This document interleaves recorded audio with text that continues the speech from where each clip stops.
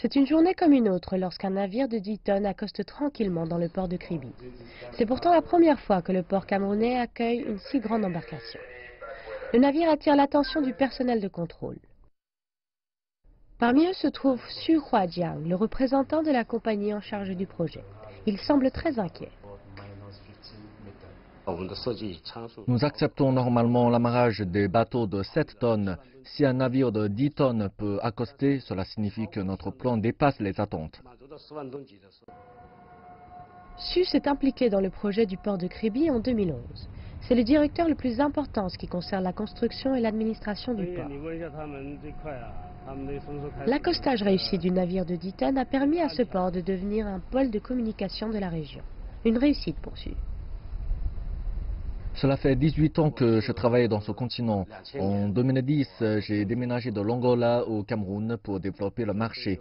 Au début, la situation était assez difficile à cause des conditions de vie et de la concurrence avec les compagnies occidentales. Xu se souvient de ses premières années au Cameroun, lorsqu'il devait participer à de nombreuses réunions pour rassurer ses interlocuteurs sur la qualité du travail chinois.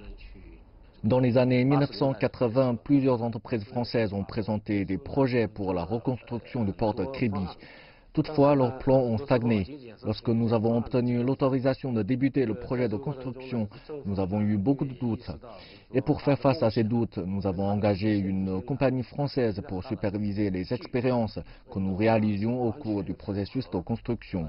Cette compagnie a prouvé que notre plan remplissait les critères de qualité.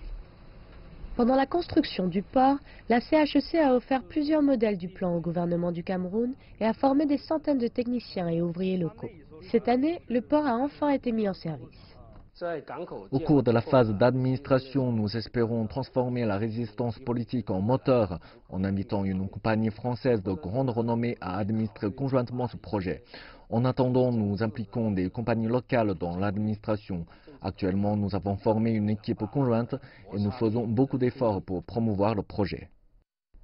Sous la direction de Xu, la filiale de la compagnie chinoise en Afrique centrale est devenue une entreprise de conseil en matière d'infrastructure et d'administration.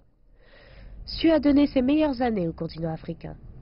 Il est très attaché à ce port et espère que le projet de Kribi aidera le peuple camerounais et apportera des bénéfices économiques au pays.